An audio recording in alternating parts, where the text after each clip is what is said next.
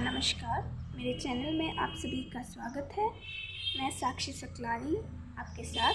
तो बहुत दिनों से मैंने व्लॉग नहीं बनाए हैं, पर लास्ट संडे मतलब अभी इस संडे हमारा एक प्रोग्राम हुआ था, एक इवेंट हुआ था जिसमें हमने स्त्री विमर्श पर हमारे श्री लोकेश नवानी जी हमारे साहित्यकार हैं, हमारे गुरुजी हैं एंड वो एक सोशल एक्टिविस्ट भी हैं। तो उनकी कविताओं का पाठ हमने किया था। उन कविताओं को मेरी पूरी टीम मतलब मैंने, हम सभी गर्ल्स हैं तो हम सभी ने अपनी आवाज़ उसको दी थी। तो ये सभी आगे का प्रोग्राम देखने के लिए मेरे साथ मेरे व्लॉग पर बने रहिए और मैं आशा करती हूँ कि आप ये पूरा व्लॉग देखेंगे तो आपको बहुत अच्छा भी लगेगा और आपकी एक मतलब अलग सोच इसमें बनेगी कि जिस किसी पर भी मतलब स्त्रियों पर कभी बात नहीं होती है, लेकिन इस पर बात है क्योंकि हम दुनिया के आधे मनुष्य हैं।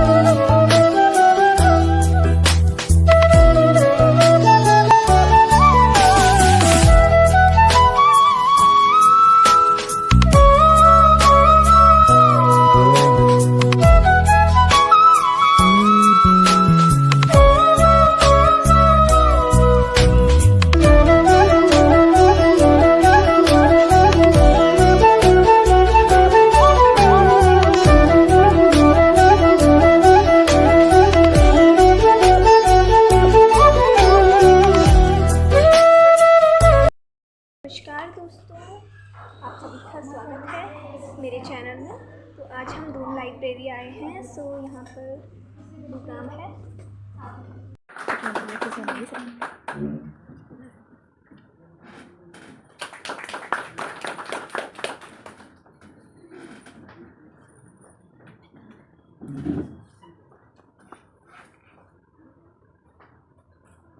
अब मैं हमारी अध्यक्ष महोदया से निवेदन करूंगी कि वे पुष्प गुच्छ देकर नवानी सर का स्वागत करें।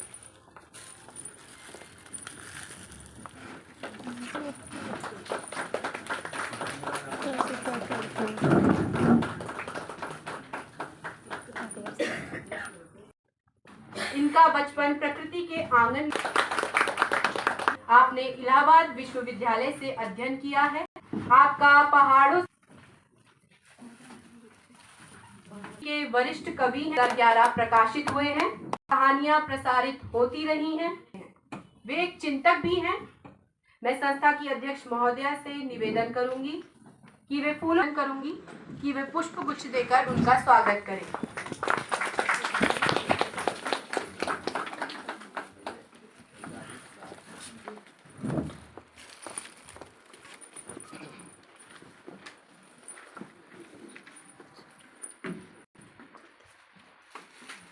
विदुषी महिलाएं थी, इतने बोलने वाले लोग थे, इतने अच्छे वक्तव्य हो रहे थे, बड़े गंभीर थे लोग स्त्री विमर्श पर कि अचानक 8-10 लड़कियां आई। दुनिया की आधी, हम दुनिया की आधी आवाम, हम क्या क्या आज सवाल करते। यही सवाल हैं जिन पर विमर्श होगा, बात होगी और शायद हम किसी हल तक पहुँचें। अभी 2-3 दिन पहले लोकेश भाई घर पर आए।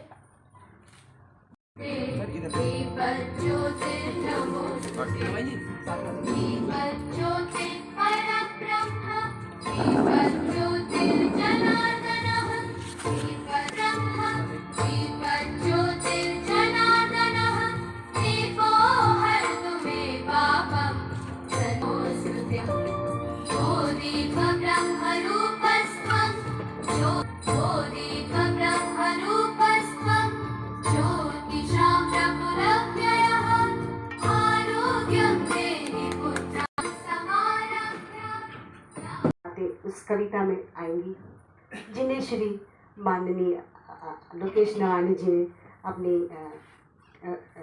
कलम गिरा है। लोकेश नवानी जी के बारे में यूँ तो सभी लोग उनको जानते हैं, एक सोशल एक्टिविस्ट के तौर पे उनका काफ़ी नाम है और सभी लोग उनको जानते हैं। धात जो संस्था है उसके वो संस्थापक रहे हैं और जब उन्होंने इस आंदोलन को, धात को जब उन्होंने गति दी थी तो टाइम्स ऑफ इंडिया ने उन पर एक आर्टिकल छापा था और BBC ने भी उन पर एक इंटरव्यू लिया था। लेकिन मैं कहना चाहूँगी, उनको एक मैं नाम देना चाहूँगी कि हाशिए पर आदमी, क्योंकि साहित्य के क्षेत्र में उनकी यात्रा अभी अधूरी ही रही है।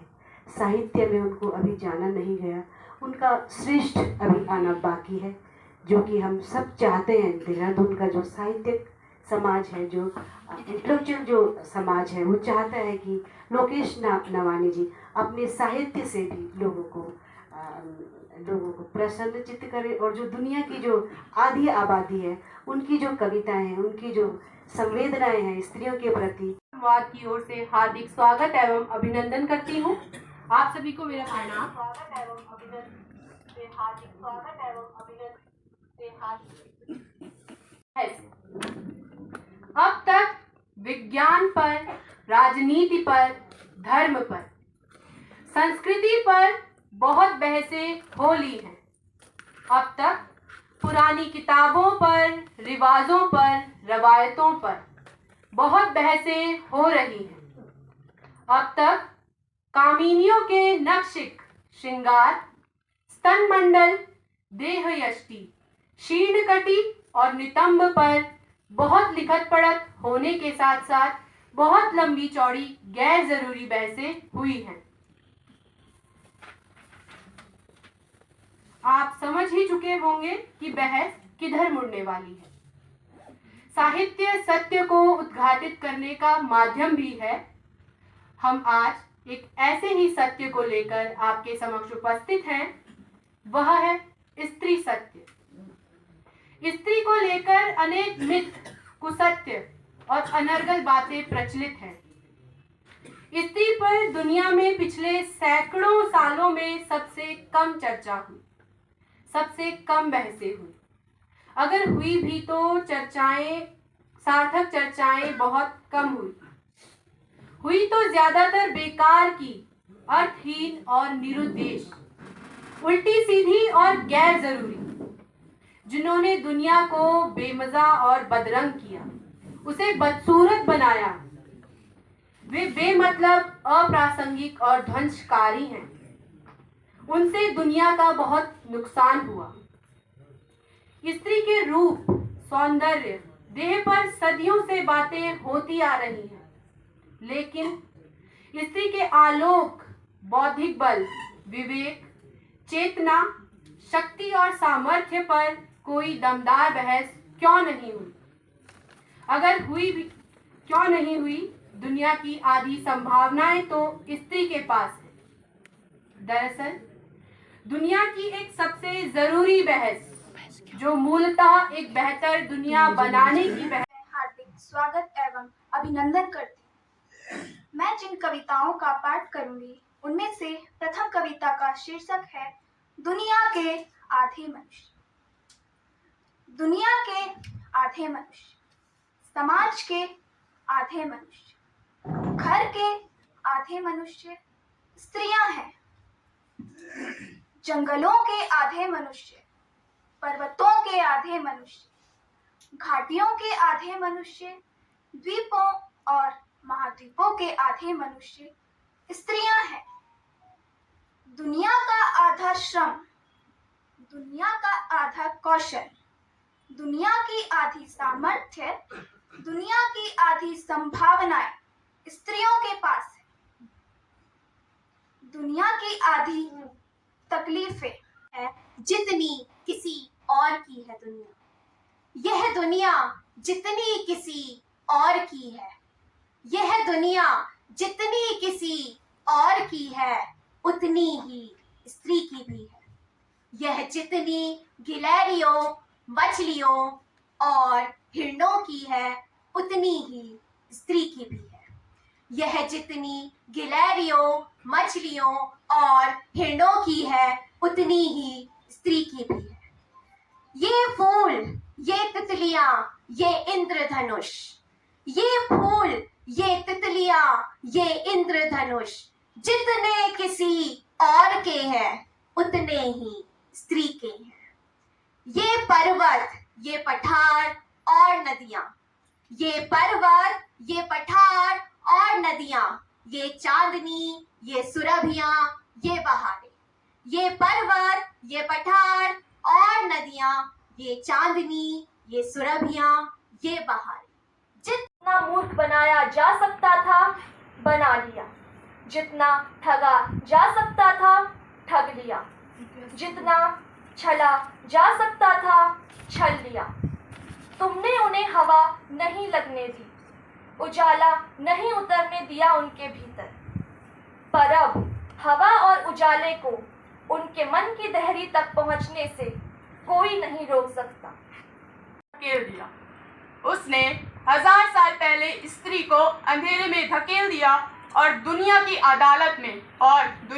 अदालत में उस पर आरोप मढ़ दिए। स्त्री की दुश्मन है, स्त्री की दुश्मन है। स्त्री की अकल चुटिया के नीचे है, स्त्री की अकल चुटिया के नीचे है। स्त्रियों के पेट में बात नहीं पचती। क्या ये सच है? स्त्री के पेट में बात नहीं पचती। स्त्रियां चुगली करती हैं, स्त्रियां चुगली करती हैं।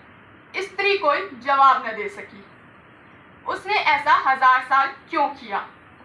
वह नहीं सोच सकी, इतना भर भी की। वह नहीं सोच सकी, इतना भर भी की जब उसे नहीं रहने दिया शब्द और ज्ञान के सानिध्य में।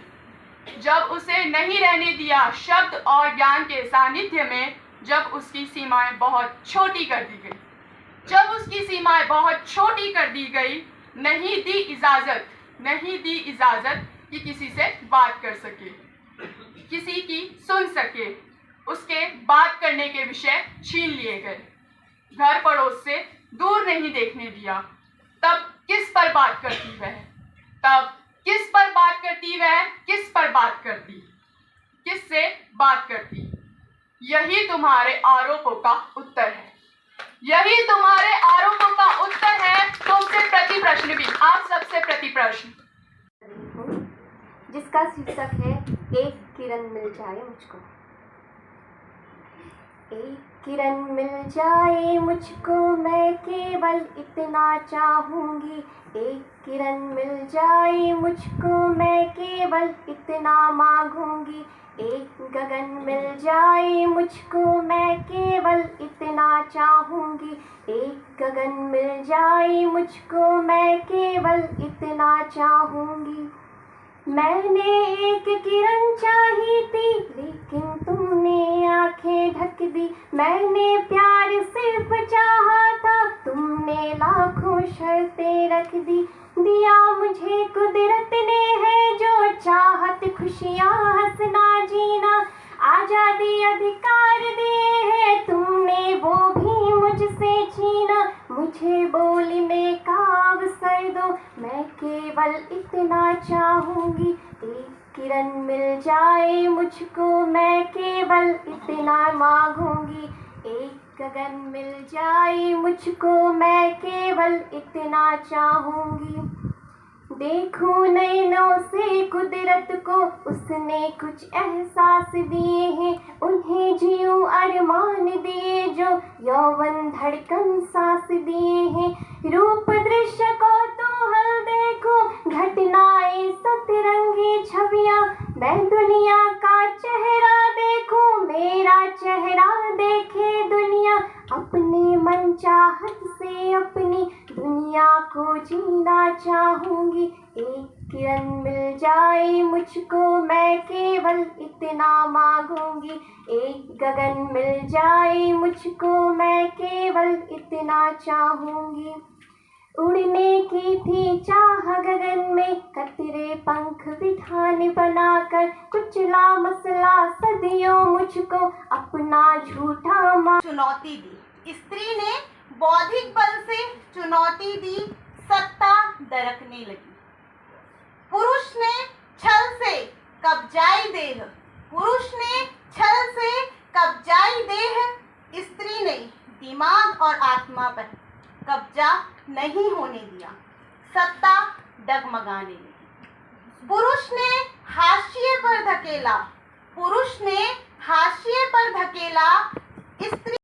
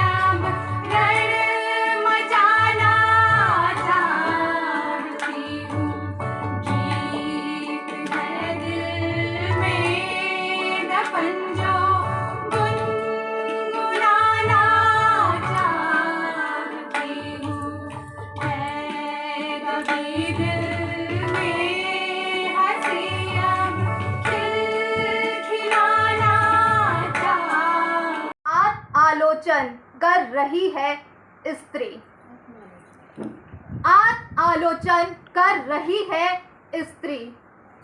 स्त्री आज आत्म-आलोचन कर रही है। हालांकि कुछ अभी भी खुद को देवियां ही मान रही है, कुछ अभी भी खुद को देवियां ही मान रही है, तो कुछ धर्म के खोल से बाहर नहीं निकल पा रही है, तो कुछ धर्म के खोल से बाहर नहीं निकल पा रही है, तो कुछ भीतर पसरे डर से ठीक से बोल तक नहीं रही है, कुछ भीतर पसरे डर से ठीक से बोल तक नहीं रही, तो कुछ अभी भी दास्य भाव की मुद्रा में स्थित रहकर गुलाम की मुद्रा में तैनात है, गुलाम की मुद्रा में तैनात है।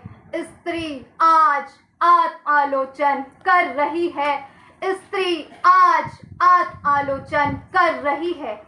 जिन्होंने समझ लिया है खुद को मनुष्य, जिन्होंने समझ लिया है खुद को मनुष्य, वे दुपट्टा उड़ाकर, बाल लहराकर अपनी तमाम इच्छाओं के साथ चेतना के नए बीज बो रही है, चेतना के नए बीज बो रही है।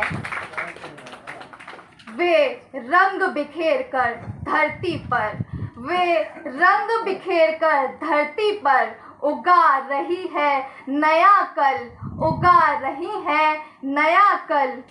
वे फूल बांटकर गा रही है अपने हिस्से के गीत, वे फूल बांटकर गा रही है अपने हिस्से के गीत। गढ़ रही है अपने हिस्से की दुनिया, पाथ रही है नया समाज, गढ़ रही है अपने हिस्से की दुनिया, पाथ रही है नया समाज। कर रही है स्त्री की व्याख्या, कर रही है स्त्री की व्याख्या, बता रही है स्त्री की वास्तविक परिभाषा, बता रही है स्त्री की वास्तविक परिभाषा, वास्तविक परिभाषा। स्त्री आज आलोचन कर रही है, स्त्री आज।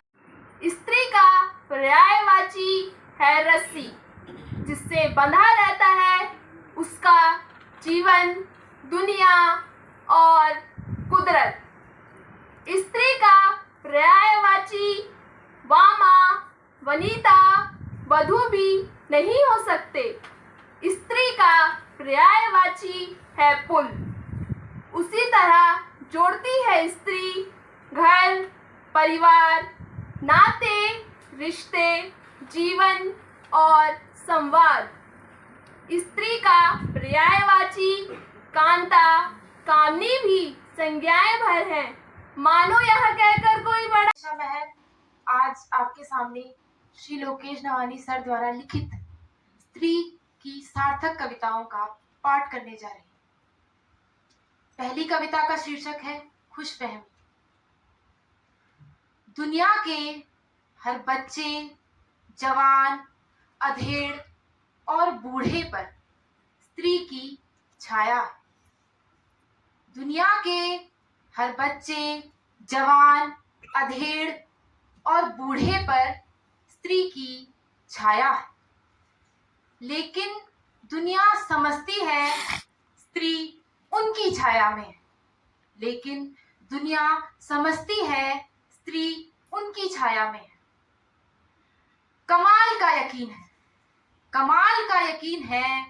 क्या जबरदस्त खुशफहमी, क्या जबरदस्त खुशफहमी। दूसरी कविता का शीर्षक है स्त्री का दिमाग। दुनिया का सबसे अधिक भार बच्चों का होता है। दुनिया का सबसे अधिक भार बच्चों का होता है। ठीक से न उठाया गया तो बच्चों को जानवर बनने दे नहीं लगती। बहुत सही, बहुत सही, बहुत सही। ठीक से न उठाया गया तो बच्चों को जानवर बनने में देर नहीं लगती। पर स्त्री मजे मजे और ठाठ से उठाए फिरती है दुनिया के बच्चों का भार। बहुत सुंदर, बहुत सुंदर। और स्त्री मजे मजे और ठाठ से उठाए फिरती है दुनिया के बच्चों का भार। दुनिया की सबसे तेज गति, दुनिया की सबसे तेज गति बच्चों की होती है। न जाने कब कहाँ दौड़ लगा दे, ऐसे कि खो जाए कहीं किसी मेले में कि फिर मिले ही नहीं, ऐसे कि खो जाए कहीं किसी मेले में कि फिर मिले ही नहीं। व्योम का भाल चूमती माटी में सपने भरती है, कह के किसी छोर पर एक लड़की पल पर हंसती है। महाव्योम का भाल चूमती माटी में सपने भरती है। ये लड़की जितना सजती है उतनी ही ऋतुएं बहती हैं। ये लड़की जितना सजती है उतनी ही ऋतुएं बहती हैं। ये लड़की जितना झरती है उतनी वीणाएं बजती हैं। ये लड़की जितना झरती है उतनी वीणाएं बजती हैं। ये लड़की जितना खिलती है उतना जग अविरल बहता है। ये लड़की जितना खिलती है उतना जग अविरल बहता है। ये लड़की जितना उड़ती है उतना नील गगन हंसता है। ये लड़की जितना हंसती है उतना नील गगन हंसता है, उतना नील गगन हंसता है। ये लड़की जितना बहती है उतने रंग यहाँ उड़ते हैं। ये लड़की जितना बहती है उतने रंग यहाँ बहते हैं। ये जितना भी मुस्काती है उतने फूल यहाँ खिलते हैं। ये जितना भी चहचहाती है उतने राग यहाँ सजते हैं। जितना लहराती गहराती उतने नभ सागर मिलते हैं। जितना गहराती लहराती उतने नभ सागर मिलते हैं। ये लड़की जितना गाती है उतना ही सावन झरता है। ये लड़की जितना उड़ती है उतना नील गगन हंसता है। ये लड़की जितना उड़ती है उतना नील गगन हंसता है। दर्शन और साहित्य के अध्येता हैं। हिंदी साहित्य के जो मुख्य धारा है उसके वरिष्ठ कवि राजेश सकलानी जी, आदरणीय दीदी कमला पंत जी। ये जो स्त्री विमर्श की कविताएं हैं ये मेरा एक अनुभव है, एक दृष्टि है। और कई ऐसी कविताएं हैं जो आपको सुनने में अजीब सी लग सकती हैं, लेकिन मैंने महसूस किया कि इन बातों को बोलना बहुत ज़रूरी है। इसलिए कहना ज़रूरी है कि स्त्री का अगर इस दुनिया को संतुलित बनाना है, इस दुनिया को बेहतर बनाना है, इस दुनिया को न्याय संगत बनाना है, इस दुनिया को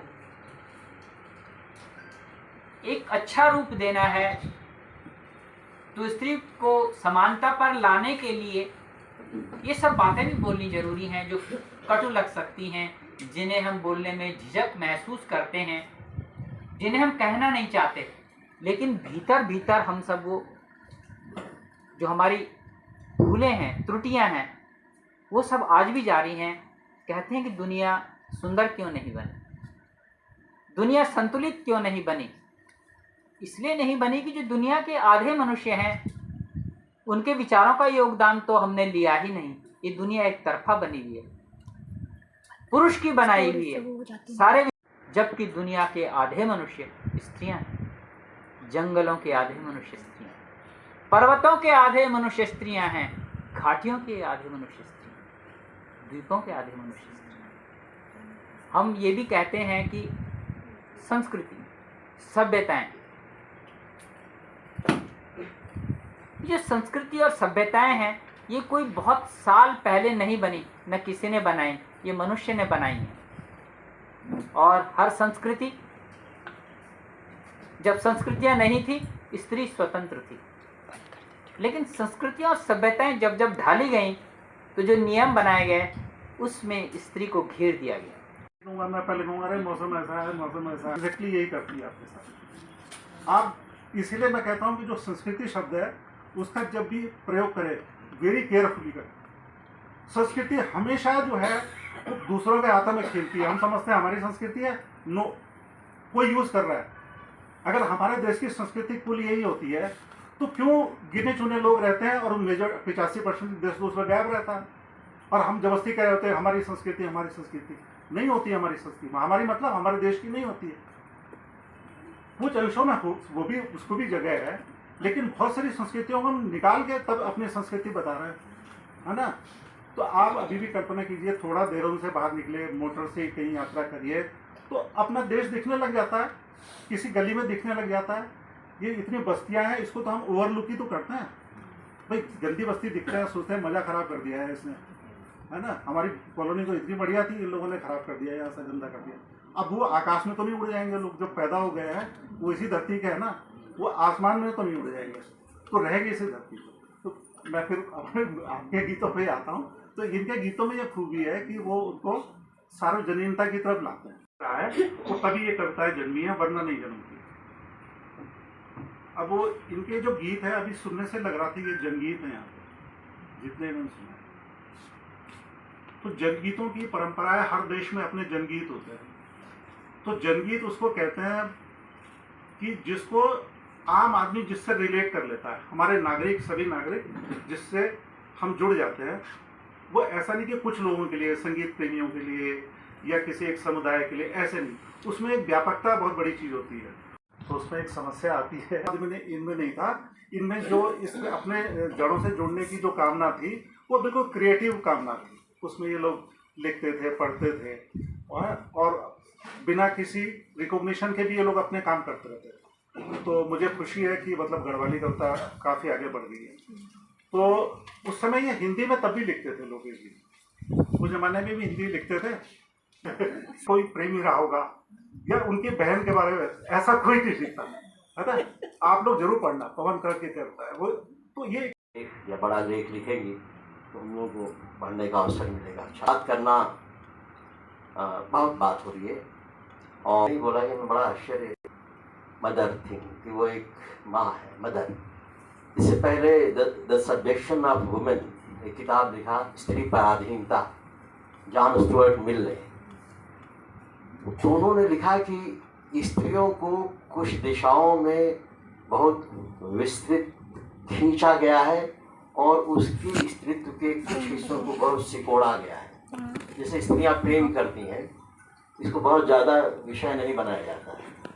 हम स्त्री से प्रेम करते हैं, ये ज़्यादा बढ़ाया जाता है। पूरे शेर व शायरी, गज़ल किसी के। स्त्रियां स्वयं प्रेम करें और वो अपने बारे में, अपने प्रेम के बारे में लिखें, इसको बहुत अच्छी निगाह से नहीं देखा जाता। तो उसको एक माँ के रूप में, फिर जो ही कभी भी पुरुष के बारे में आप नहीं सुनेंगे कि भाई हम पुरुष जो है पति है, भाई है, पिता है, फूफा है, मामा है, ये सब उसके बारे में नहीं कहा। उसको तो पुरुष मान लिया, तो काफ़ी है। जैसे पुरुष और प्रकृति सांख्य दर्शन का है, वही वो पुरुष, वो वाला पुरुष नहीं, सांख्य में उसका मतलब कुछ और है। लेकिन स्त्री को, क्योंकि स्त्री के जो मूल स्त्री है, जो उसका स्त्रीत्व है, उस पर बात न होने लगे, और जो उसमें उसको वो खुल करके स्त्री मुकम्मल तरीके से, आप देखेंगे कि जैसे आप किसी पुरुष से बात करें तो वो उसको ज़रूरत होती है, वो उसकी लस्ट जो होती है वो पावर की होती है, तो उसके लिए उसको पैसा चाहिए होता है और ताकत चाहिए, संबंध इधर उधर बनाता है, फिर स्वतंत्रता की ज़रूरत होती है, आज़ादी। इसलिए एक शब्द महिला सशक्तिकरण।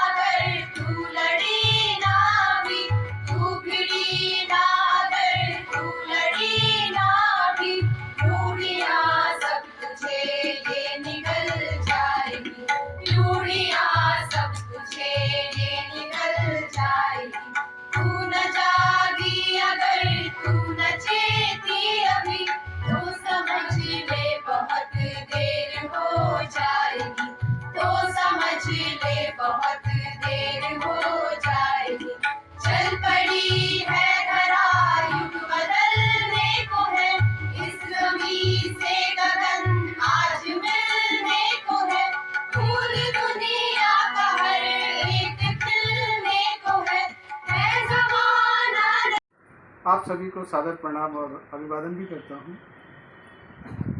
धन्यवाद देने का अवसर प्राप्त हुआ है, ये दायित्व आज निभाना चाहता हूँ। और आज मुझे लगता है कि जितनी खुश नवानी जी हैं, उससे ज़्यादा खुशी मुझे हो रही है कि शायद कहीं एक कदम मैंने शिष्य के रूप में आगे बढ़ाया है। और अभी जो अभी पूजा ने जो जितनी बातें की वो सब बातें नवानी जी के पद चिन्हों पर या उनके आगे बहुत छोटी सी लगती हैं। मुझे लगता है कि नवानी जी का सानिध्य ये मिलता रहेगा तो कह सकता हूँ, इस बात में घमंड नहीं है लेकिन गौरव है और प्राउड फील करता हूँ कि ऐसे बहुत मुकाम आएंगे और अगर सब ठीक ठाक रहा तो बहुत कुछ मिलने वाली संभावना है। एक कवि ने कहा है कि फूल खिलते हैं भंवरे की प्रीत से, पीपल जमता है पक्षियों के बीच से। कि फूल खिलते हैं भंवरे की प्रीत से, पीपल जमता है पक्षियों के बीच से, और धरती स्वयं कुछ छिड़क नहीं सकती। धरती स्वयं कुछ छिड़क नहीं सकती, हवा बीज उड़ते हैं हवा की प्रीत से। बीज उड़ते हैं हवा की प्रीत से। तो मुझे लगता है कि वो जो हवा है इस मंच पर उसका अंश बैठा हुआ है और इस हवा ने इतने बीज उड़ाए हैं कि जो कह सकता हूँ कि साहित्य का जो क्षेत्र या जो जगह बंजर भूमि रही है, ओसर भूमि रही है, वहाँ पर भी नवानी जी जैसे लोगों ने नए नए पौधे उगाए हैं।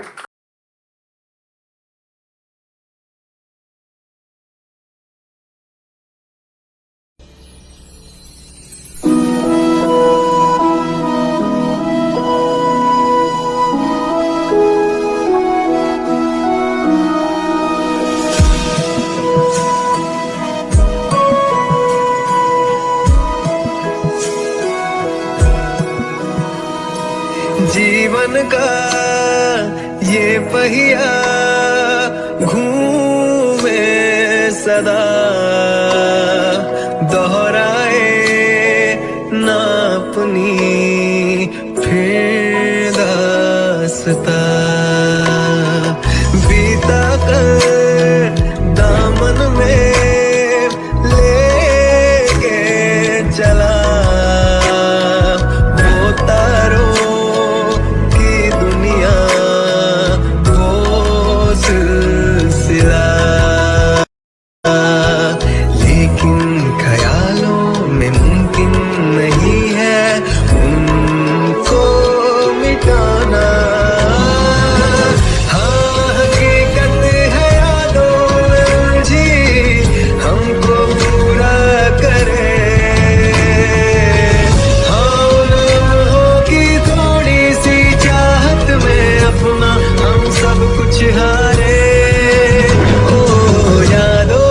बारात निकली है आज दिल के द्वारे, दिल के द्वारे। सपनों की शहनाई बीते दिनों को पुकारे, दिल के द्वारे। हो छेड़ो तराने मिलन के प्यारे प्यारे संग हमारे।